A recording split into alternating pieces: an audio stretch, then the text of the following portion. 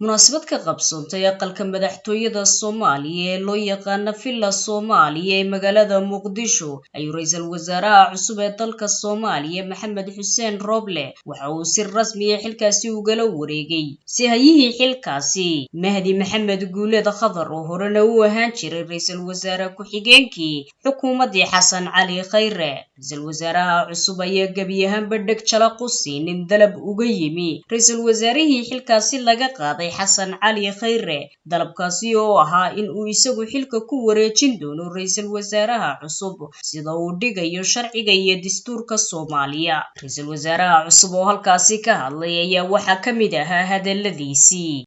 waxaa sharaf ii ah in aan maanta oo ay taariikhdu tahay 27kii bisha Sebtembar 2020 si rasmi ah aan ula wareego xilka ra'iisul wasaaraha Jamhuuriyadda Federaalka Soomaaliya. waxa aan mahad gaar ah u jeedinayaa madaxweynaha Jamhuuriyadda Federaalka Soomaaliya Mudane Maxamed Cabdullaahi Farmaajo oo igu aaminay mas'uuliyaddan qaran. mudanayaasha golaha shacabka ee kalsoonidoodii siiyay waxaan uga mahad celinayaa kusimaha ra'iisul wasaaraha Mudane Mahdi Maxamed Guuleed iyo xubnaha golaha wasiirada ee xilka sii haya howlwadeennada iyo shaqaalaha xafiiska ra'iisul wasaaraha howlihii adkaa ee aad ku wanaagsanaa ay soo qabteen muddadii 3 sano iyo barka ee la soo dhaafay. insha Allah hadduu Allah subhanahu wa ta'ala raalli ka noqdo waxaan soo dhisi doonaa dawlad tayo leh oo dardar gelisa howlaha mudnaanta iyo hortabinta u leh dalka si aan u gaarno guulaha waaweyn ee inaga sugayaan shacabka Soomaaliyeed. si aan wax uga qabto tacadiyada lagula kaco haweenka iyo carruurta Soomaaliyeed iyadana mudnaanta koowaad ayaan siinayaa taasoo muddo badan lagu soo noqnoqotay. waxaan magacaabi doonaa insha Allah qabiir sharci oo xil weyn iska saara baarista si uu uga shaqeeyo hay'adaha cadaaladda iyo garsoorka. waxaan baarlamaanka federaalka Soomaaliya uga mahad celinayaa ansixintii iyo meelmarintii heshiiskii siyaasadeed ee hannaanka doorashada ee la isla ogol yahay.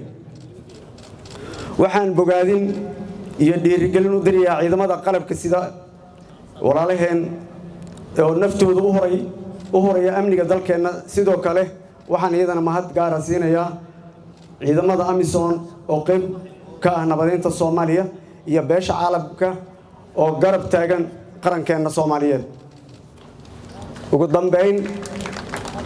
ugu dambeyntii ballanteenu waa Soomaaliya oo nabad ah, siyaasad ahaan xasiloon, dimuqraadi ah, leh dhaqaale horumarsan, nabad ku wada nool dariskeeda iyo dunida nabad kula nool. waadna mahadsantihiin. waxaana xusid mudan in madaxweynaha dowladda federaalka Soomaaliya Maxamed Cabdullaahi Farmaajo uu xilkani u magacaabay ra'iisul wasaaraha cusub 17kii bishan. munaasabada ayaa sidoo kale waxaa goobjoog ka ahaa gudoomiye ku-xigeenka koowaad ee golaha shacabka Soomaaliya Cabdiweli Ibraahim Sheekh Muudey iyo xubno ka tirsan wasiirada sida ku meel gaarka xilka u sii hayay. ra'iisul wasaaraha cusub ee maanta xilkani sida rasmiga ah ula wareegay ee Soomaaliya Maxamed Xuseen Roble ayaa injineer ku dhashay magaalada Hobyo bishii Oktoobar 1963. sidoo kale waa aabba dhalay 5 carruur ah.